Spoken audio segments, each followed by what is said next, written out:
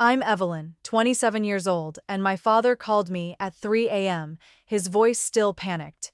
Evelyn, your apartment is on fire.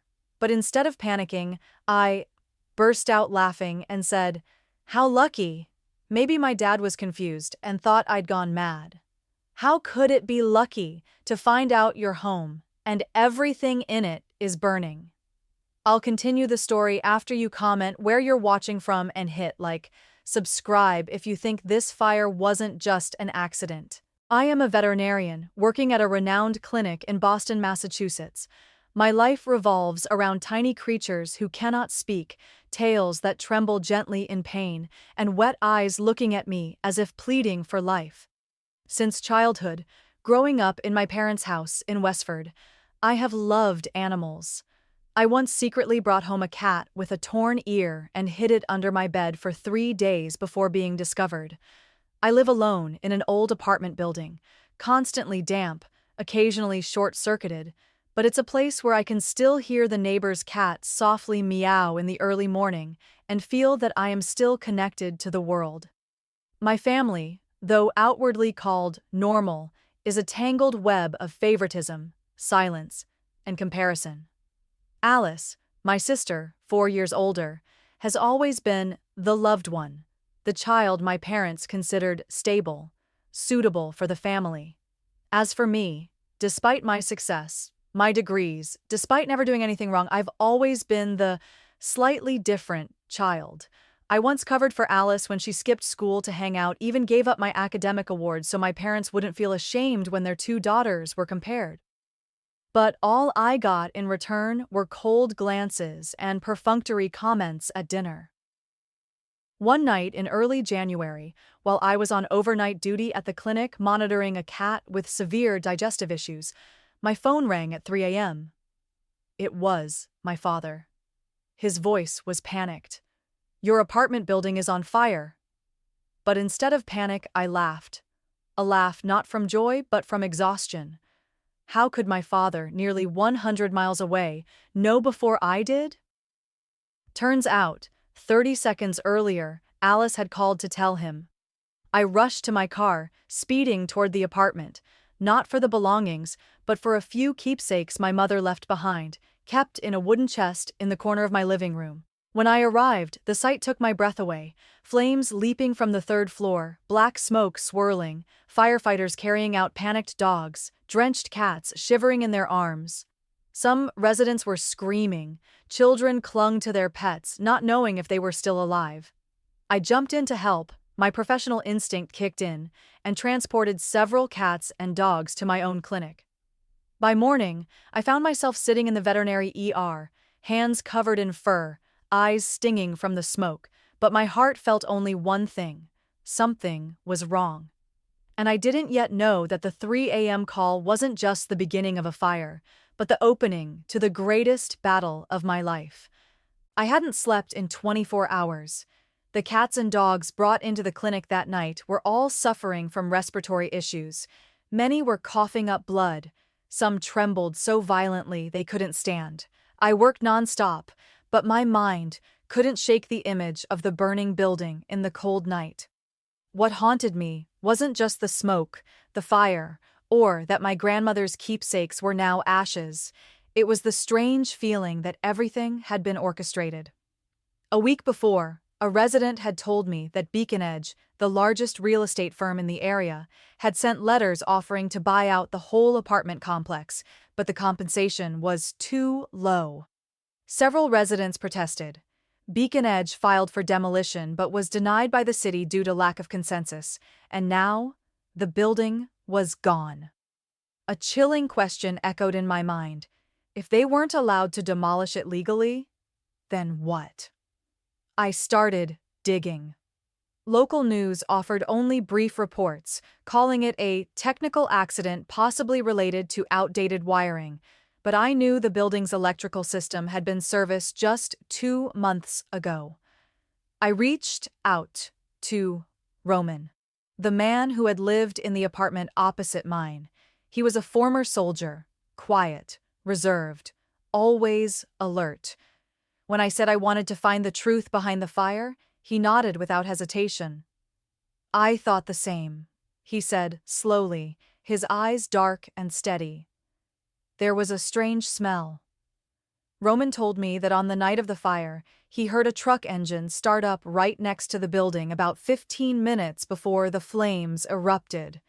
When he stepped out onto the balcony, he saw two figures in black leaving the narrow alley beside the complex. No one else noticed. Everyone was too busy escaping. We began collecting what was left. Samples of suspicious black ash, traffic camera footage around the neighborhood, even copies of the rejected demolition application. We discovered Beacon Edge had once been accused in another state of intentional destruction, but the case was quietly settled. The deeper we dug, the clearer it became. This wasn't just a fire. It was a warning. But to me, it wasn't a warning to retreat. It was the first sign that if I didn't stand up, no one would protect those voiceless creatures or the powerless residents who only ever wanted a safe roof over their heads. 2 days after the fire, I returned to my parents' house for an informal family meeting, an invitation that felt more like an obligation from my mother. The familiar kitchen, scented with cinnamon and apple pie, now felt suffocating, as if each person held back something unspoken. Alice was there. She still looked elegant and composed in a branded chestnut coat and expensive heels, but her eyes avoided mine. We sat down to dinner. No one mentioned the fire. We talked about trivial things, neighbors, the weather, the housing market, as if nothing had been lost. Eventually, it was my father who broke the silence. He looked at Alice, then turned to me, sighing.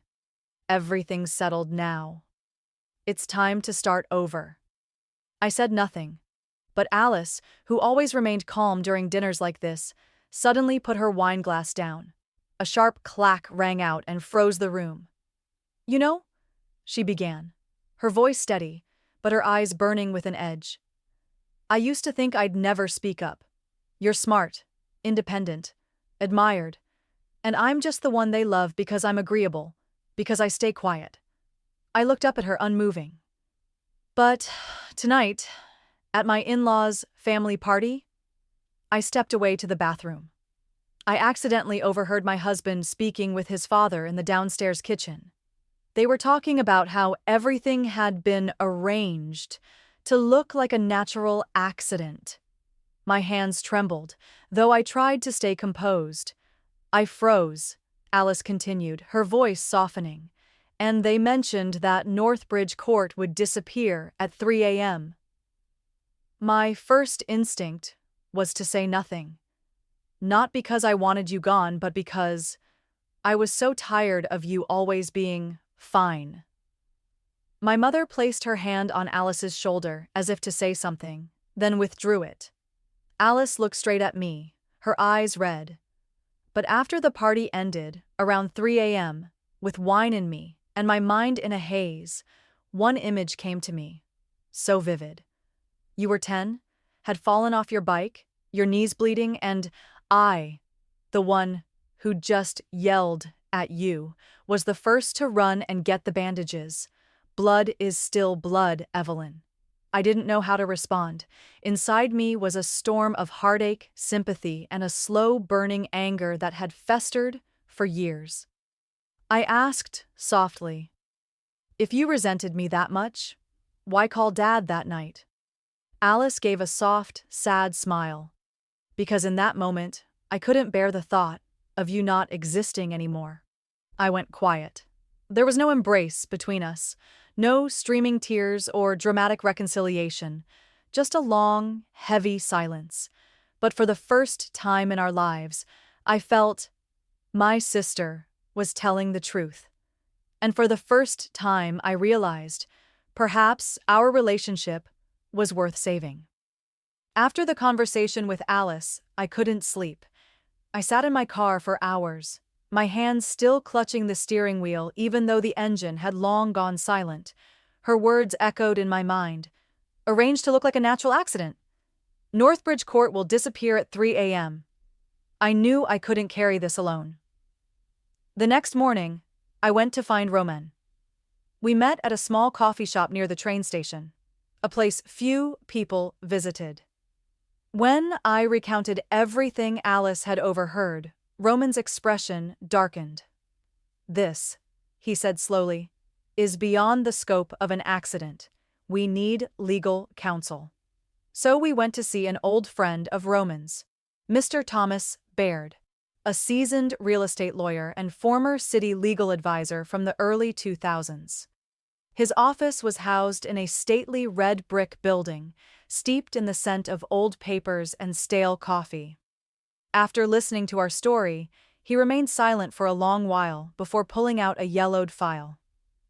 "Beacon Edge applied for a demolition permit for Northbridge Court 4 months ago," he said, flipping through the pages slowly. "But it was denied because they didn't have enough resident consent." I looked down at the file, my eyes stopping at the bold print. "Permit denied. Due to 26 out of 45 households opposing the demolition plan, requesting renegotiation of compensation." Roman frowned. "And then, after being rejected, the building accidentally suffers an electrical explosion?" Thomas nodded. "Too convenient." He pointed to part of the application. "What struck me as odd is that just 1 week after the rejection, Beacon Edge submitted a proposal to build a luxury hotel on the exact site, as if they already knew the building wouldn't be standing much longer." The room thickened with tension. I shivered.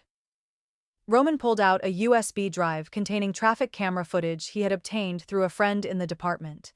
It showed 2 darkly dressed men leaving the alley beside Northbridge Court at 2:43 a.m., just 20 minutes before the fire erupted. Their faces were obscured, but their hurried gait and one of them holding what looked like a small metal canister stood out. Thomas was thoughtful. "If we can match this footage with the timestamp of the fire truck's arrival and gather a testimony from a former Beacon Edge engineer, we could request a preliminary investigation."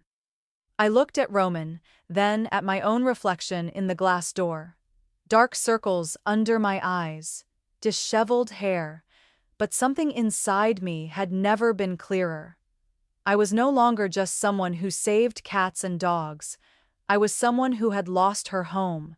I was someone who had seen the truth. And I would not stop until someone answered for turning dozens of people's shelter into ashes. I returned to the clinic near midnight, after the meeting with Thomas and Roman. The lights were still on. The injured animals from the fire were still resting in heated cages. There was a white cat with burned ears, its back twitching gently every time I stroked it. A small dog, choking from smoke inhalation, wheezed as it breathed, its dull eyes still lifting to meet mine. I sat down on the floor, surrounded by the smell of antiseptic and the gentle hum of ventilators, and felt my heart ache. These creatures. They had never harmed anyone. All they knew was trust, love, and waiting. Yet someone had made them suffer, for no reason other than greed. I began taking photos, not to elicit pity, but to preserve evidence. The wounds, the x-rays, the treatment protocols. Each image was an accusation. I chose each word carefully, each frame deliberately, and posted them to my personal account with one line. "This is what greed does. It's not just people losing homes. Creatures who cannot cry out are suffering every second." I didn't expect much, but within hours the post had been shared thousands of times. Veterinarians from across the state commented, offering help. An animal rights organization reached out, asking to repost all the images to submit them to the media. And then, the most unexpected thing happened. A girl, maybe 10 years old, walked into the clinic the next morning, clutching a small, trembling dog in her arms. Her mother followed, eyes red. The girl burst into tears when she saw me. "Miss Evelyn, please save Billy. He's everything to me." The dog had severe burns on its legs and acute pneumonia. Critical, worsened by home remedies the mother had tried, not realizing how bad it was. I gripped the girl's hand and promised to do my best. Our team worked non-stop for 3 hours. When Billy's vitals stabilized, I stepped outside, sat beside the girl, and said, "You've been so brave. And Billy, too. He's fighting alongside you." She hugged me and sobbed. In that moment, I knew I was no longer alone. The post continued to spread. A short video of me cradling Billy on oxygen, posted by a passerby outside the clinic, gained over 500,000 views in 24 hours. The media began asking for my name. Local newspapers requested interviews. I declined them all. I didn't want the spotlight. I wanted justice. But I knew justice begins with speaking out, and I would not be silent. I didn't think things would escalate so quickly. 2 days after my posts spread across social media, as I left the clinic at 10 p.m., heading to Roman's other apartment, a temporary refuge just a few blocks from the burned complex, I froze at the sight before me. My silver pickup truck was splashed with streaks of red paint, its windshield shattered, glass shards scattered everywhere, as if someone wanted to send a message in a language that couldn't be misinterpreted. Silence. I stood still, trying to stay calm. My hands trembled, but my eyes didn't blink.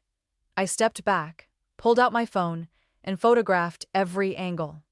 Then, I called the police, who, as always, logged the report, promised to review nearby cameras, and drove off without saying when they'd return. Roman arrived minutes later. One look, and he went silent. He said nothing, just opened his trunk, pulled out a blanket, and gently covered the broken glass. "They're reacting now," he said softly, his voice taut. "Which means you hit a nerve."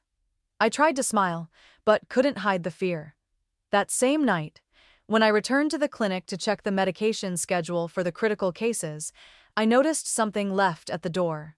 A small cardboard box sealed with gray duct tape, no sender address. I opened it. Inside was a kitten, about 3 months old, trembling, eyes wide with terror.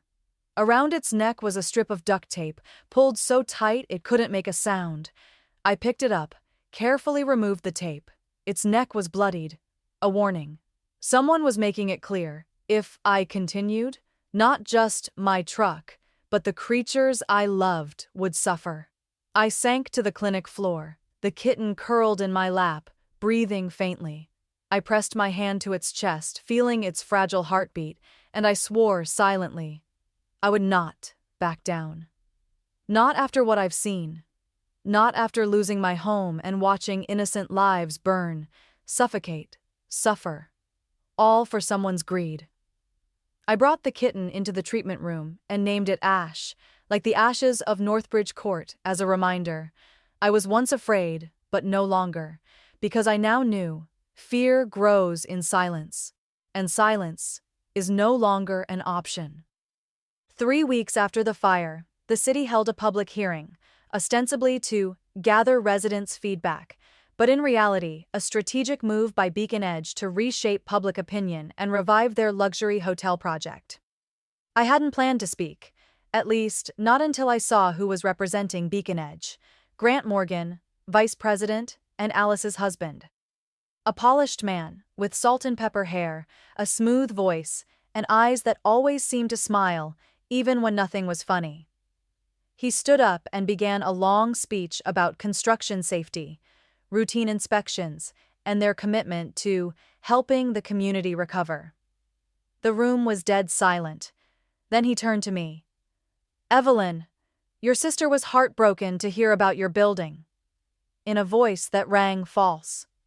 Then he addressed the room again. "We are deeply saddened by reports of pet injuries, though there's no evidence the incident was externally caused." I stood up. My hands gripped the file folder, filled with documents, photos, vet reports, altered legal filings, and a recording from an anonymous former Beacon Edge technician. I spoke, not loudly, but clearly. "I'm Evelyn, a veterinarian and a victim of the Northbridge Court fire, not here as Alice's sister. I'm not here to debate technicalities. I'm here to remind everyone. Dozens of families lost their homes. Dozens of voiceless creatures were injured, and instead of taking responsibility, you're trying to legalize the aftermath. Every eye turned toward me. I opened the folder and held up one photo, a dog on a ventilator from pneumonia. Then another, an X-ray showing lungs blackened by smoke, and finally, a kitten I named Ash, the scar on its neck still visible. I wonder, I said, looking directly at Grant Morgan, have any of you ever held a creature struggling to breathe because of a fire you helped ignite? No one replied. Grant Morgan kept his polite smile, but I saw his jaw tighten. I continued. You speak of sustainable development and community, but breaking trust, exploiting loopholes, and harming both people and animals isn't development, it's destruction. I handed the folder to the city council representative, saying simply, this contains legal records you need to review before reconsidering this project.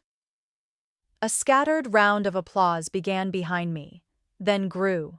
Some stood, some wept, some looked at me like they were seeing truth for the first time amid all the lies. I was no hero.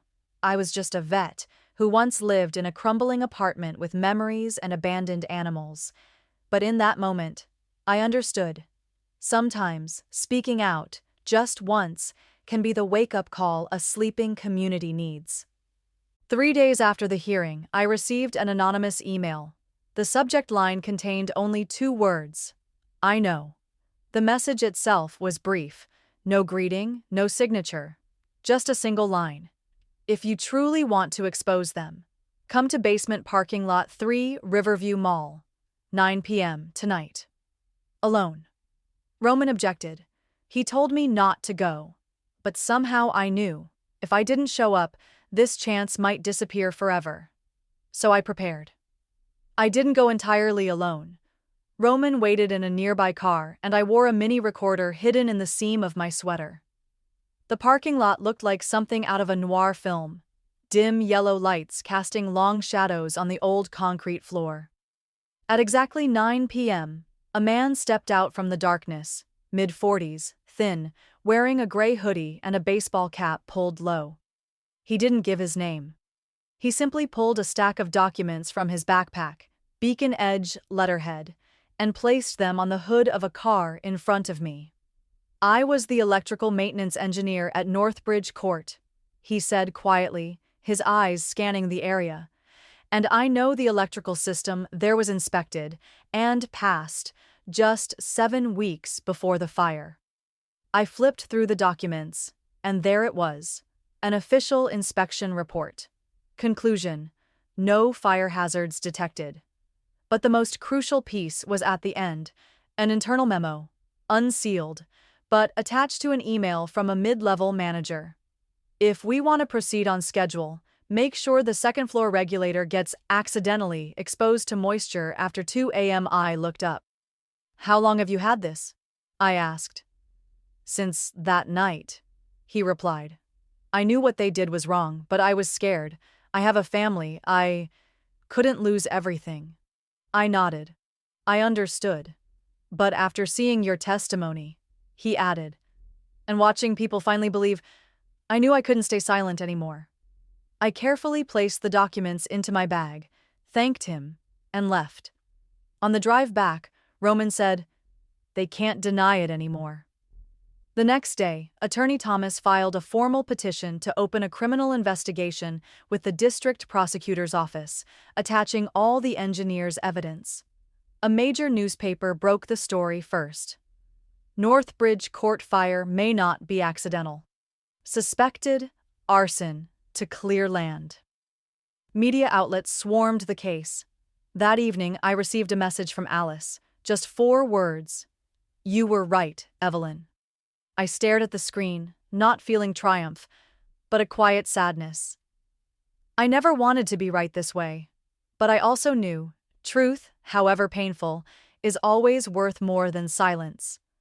Amid legal meetings, lawyer warnings, and hundreds of spreading articles, I still returned to the clinic each afternoon to care for tiny patients who had no idea what beacon edge meant. Among them, Billy, the dog of the 10-year-old girl, remained the most critical case. That four-legged boy had been on oxygen almost nonstop for 2 weeks, suffering mild seizures at night, and every meal was a battle. But what was strange was this: he never gave up. Each time I entered the room, even with weary eyes, Billy's tiny tail still moved. And then one Saturday morning, as I was checking his heartbeat, Billy stood up, slowly, unsteadily, but unmistakably. I choked up. "Billy," I whispered, then looked toward the door, where a familiar face stood, the girl with big brown eyes clutching a worn-out teddy bear. When she saw Billy stand, she burst into tears. No one said anything. I quietly pulled up a chair so she could sit, so two beings who had touched the depths of pain could reunite, not through words, but through the heart. I took a photo, but didn't post it right away. The next day, the girl's mother wrote a heartfelt post on social media, sharing the image of her daughter and Billy. The post spread quickly, not because it was sensational, but because it was real. My daughter said, "If a dog still wants to live, then I'll be strong too, because someone is fighting to help us live in peace." One comment read, "This made me cry at 2 a.m. Another wrote, "The world needs more Evelyns."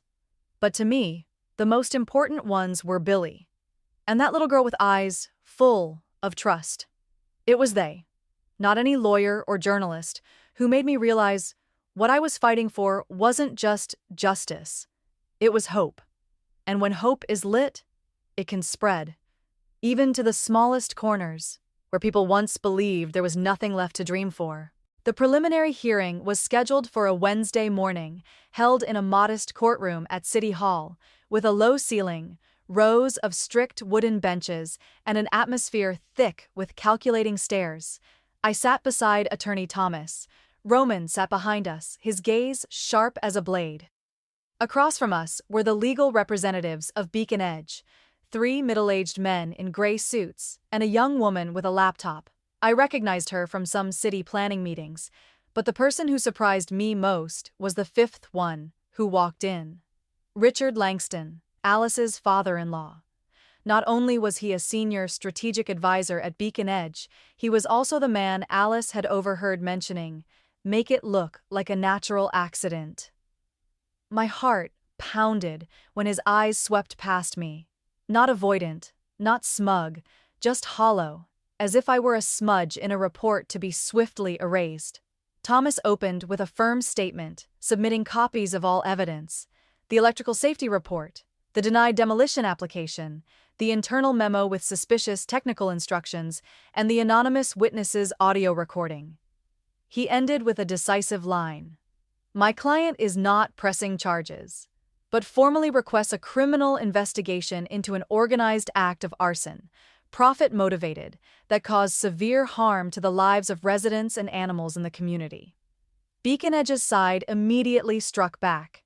They called the evidence piecemeal and unverified, accused me of inciting public emotion through manipulative images, and insinuated that the animal injuries may have been staged to manipulate the media. My hands clenched. Thomas simply tilted his head. "We have matched every veterinary medical record with X-ray timestamps. Each file has witnesses. If necessary, we can subpoena each vet to testify." The tension in the room thickened, and right then, Thomas's phone vibrated. He asked for a 5-minute recess. We stepped outside. On his screen was a message from Alice, containing an audio file and a single line: "You know what to do. The rest is yours." Thomas played the clip. It was a recording from an internal meeting 3 months before the fire. Richard Langston's voice rang clearly. "With this old wiring system, all it takes is the right humidity at the right time, and the insurance will call it a technical oversight. We don't need to start a fire, just encourage the conditions." I shuddered. Thomas said nothing. He walked back in, calmly placed a USB on the judge's table. "We'd like to submit new evidence." Beacon Edge fell silent, and in Richard's eyes, for the first time, I saw a flicker of doubt, brief but real, and within me, for the first time since the fire, I felt something like hope begin to shift.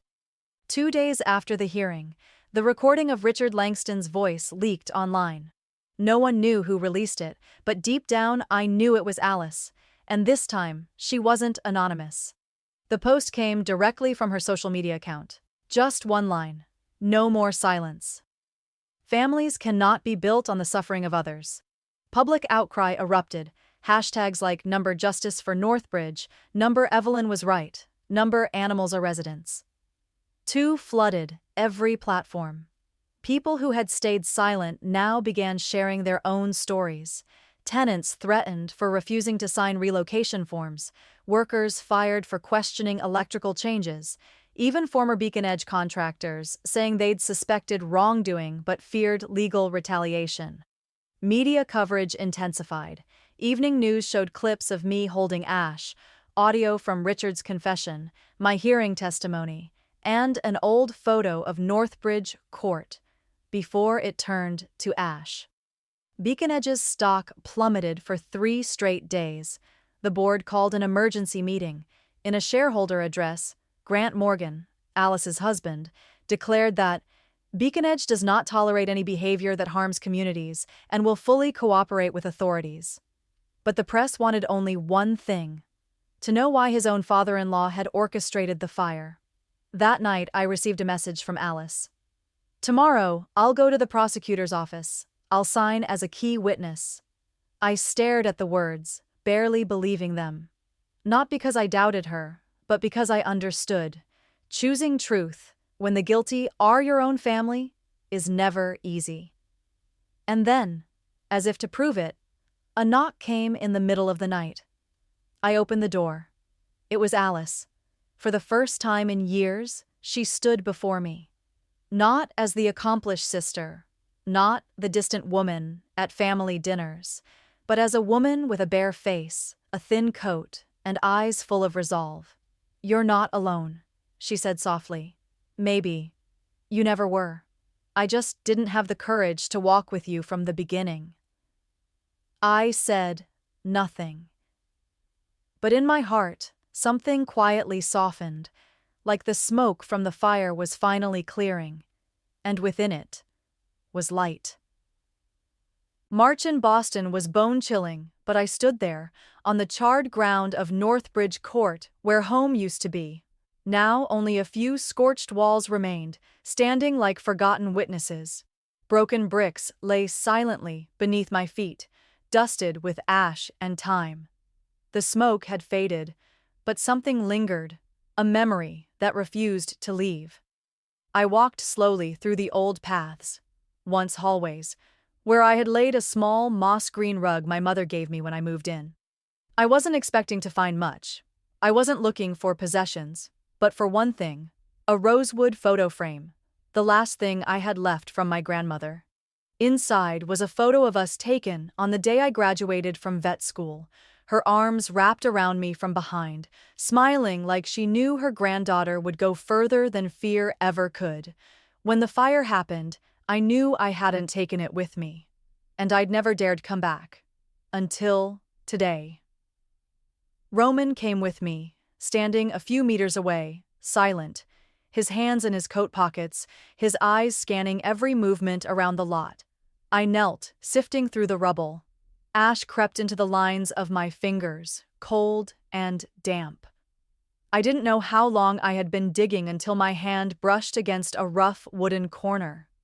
I froze, carefully cleared the bricks above it, and there it was, edges singed, glass cracked, but the photo was still there.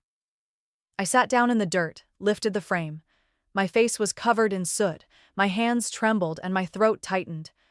But in my eyes, there was only one thing: my grandmother smiling, as if she were saying, "Evelyn, you're still standing." I pressed the frame to my chest, not crying. I'd cried enough. Now I'd learned how to turn tears into action. Roman approached and handed me a bottle of water. "You found it?" he asked.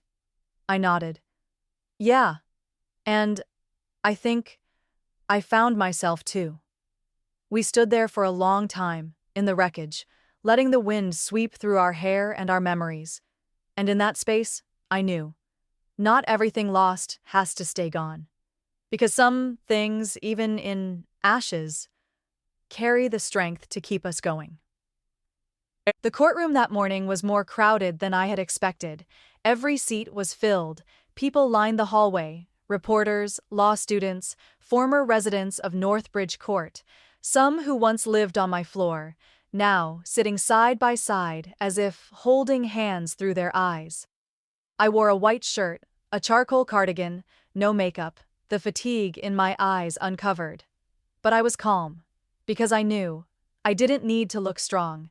I just needed to stand for the truth. The defendants, Beacon Edge, had the same legal team. Richard Langston was absent, but Alice's husband, Grant Morgan, was there. When the trial began, the prosecutor presented a summary of charges: conspiracy to commit arson, legal evasion, and abuse of influence for unlawful land acquisition. Beacon Edge's lawyers challenged every piece of evidence, every testimony, twisting arguments around unclear motives and collective blame for individual actions. Then I was called to the stand. I swore to tell the truth and looked directly at the defendant's table. I told my story, not as a victim, but as a witness to the undeniable: the 3 a.m. noise, the animal's wounds, the engineer's recording, and Richard Langston's words. All it takes is the right moisture, at the right time. I spoke of the girl and Billy, of fear becoming strength, not because I was special, but because I stood for those who had no protection. The courtroom fell silent. But the real turning point came when Alice entered, just as the second witness session began. No one had warned us. No one expected it. She wore a long gray coat, hair tied back, eyes sharp. She stepped onto the witness stand, raised her hand, and began with a sentence that made the room hold its breath. I am the daughter-in-law of Richard Langston, former senior strategic advisor at Beacon Edge. And I am here to confirm. I heard him say the fire had to happen before the end of Q2 to stay on track for acquisition. Chairs scraped. A Beacon Edge lawyer jumped to object. The judge banged the gavel, calling for order. Alice was calm, like someone who had waited for this moment a long time.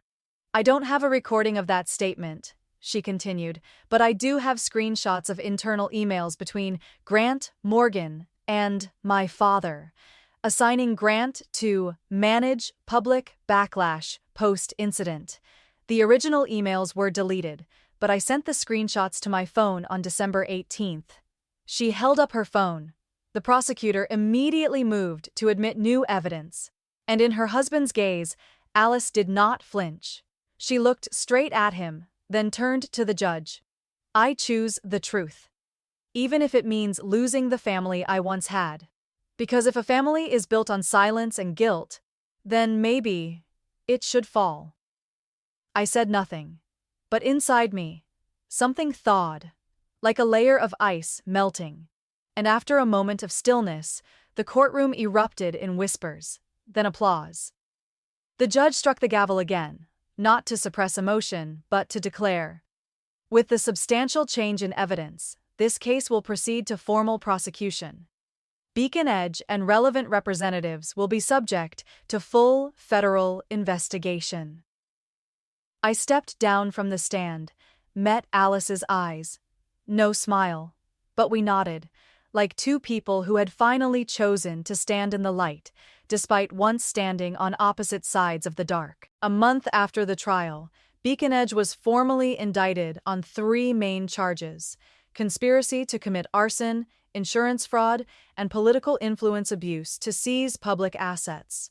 Richard Langston filed for resignation, while Grant Morgan, under public pressure and mounting evidence, was forced to step down from all executive roles. They hired a new legal team, attempting to negotiate settlements. But this time, the community refused to be silent. I was no longer Evelyn, the vet who lost her home. I became a voice, representing dozens of households, people once deemed insignificant in cold city plans. And I wasn't alone. Roman, who had lost his wife in a similar fire, now coordinated between residents and volunteer legal organizations. Alice, after her testimony, moved out from her husband's home, resigned from her media job, and started over with a small project, a blog on urban justice, sharing insights from within, a way to cleanse the past. As for me, I still worked at the clinic, but once a week I helped lead a newly formed initiative called Hearthwatch, a network linking doctors, lawyers, engineers, and locals to protect housing and animal rights in redevelopment zones. It all started with a name so small: Billy. That little dog, after nearly 2 months of treatment, had fully recovered. And on a gentle summer day, I was invited to an outdoor gathering organized by former residents. Amid laughter, grilled sandwiches, and acoustic music, the 10-year-old girl stepped onto a small stage, holding Billy, and said, "If it weren't for Miss Evelyn, I wouldn't have my best friend anymore. And maybe I wouldn't believe in grown-ups either." Everyone went quiet. Then applause followed. I just bowed my head, my heart full. That evening, I returned late to the clinic. On my desk was the scorched photo frame my mother left me. I placed beside it a new photo. Me, Billy, the girl, and the clinic team. I sat down, writing in my grandmother's old notebook. I survived. But more than that, I learned how to turn loss into action. And through that, I've learned some families, without shared blood, can still be home. One quiet Saturday afternoon, I returned to my childhood home, where my parents used to host weekend barbecues. The small house sat beside a maple grove turning red, early autumn sunlight streaming through the windows, painting the living room in soft amber like the years gone by. My father was slicing apples in the kitchen, still wearing that same quiet demeanor, his hair now grayer since the fire. I sat on the familiar wooden chair, the old cushion creaking gently. "I thought you were mad," I said, "because I made such a mess of everything." He shook his head, not looking at me, and spoke slowly. "I was mad, but not at that. I was mad at myself for not seeing it sooner, and because I thought you didn't need protecting, because you always seemed too strong." I lowered my head, eyes stinging. "I'm not as strong as you think. I just never knew how to ask anyone to stand by me." He set the apple plate on the table, sat beside me, his thin hand resting on mine, a simple gesture, but one that erased years of silence. "You've chosen to stay in Boston?" he asked. I nodded. "This is where everything began. Where Grandma placed her hand on my shoulder the day I wore my graduation gown and said, 'Go anywhere, as long as your heart is in the right place.' I think Grandma never left this place, and neither will I." We sat like that for a while, the only sound the wind brushing past the eaves. I looked out to the backyard, where I once played with Alice, where Mom used to grow tomatoes now withered away. Dad went inside, returned with a small wooden box. "This belonged to your grandma. I found it in storage while cleaning after she passed." I opened it. Inside were old sticky notes, Polaroids, and a leather-bound journal. Grandma's diary. On the first page, she had written, "If you're reading this, you've probably overcome something very hard. But I believe you'll use it to help others overcome themselves." I closed the journal, heart heavy, but not with grief. It was a rare peace, the feeling of being reconnected, not by perfection, but by the cracks now stitched with love. And I knew the reason I stayed wasn't just for the community, for justice, or for keepsakes. It was because here, a part of Grandma still remained. If you've listened this far, perhaps you too have gone through a quiet battle, maybe not against a giant corporation, but against something exhausting inside yourself. And if this story made you see a part of yourself in it, then thank you for staying, for listening. We don't need to be heroes to fight back. Sometimes simply standing up for something small, a cat, a memory, a place called home, is enough to change a piece of the world around us. Evelyn wasn't perfect. She was tired, uncertain, and often felt alone. But she didn't stay silent. And sometimes, that's all it takes to start something right. If you know someone who needs to hear this story, someone who's been dismissed, who's lost something, who's standing at a difficult crossroads, share this video with them. And if you believe the world needs more stories like this, click like, so we know you're listening. Subscribe, so you won't miss the next real journey that's waiting to be told.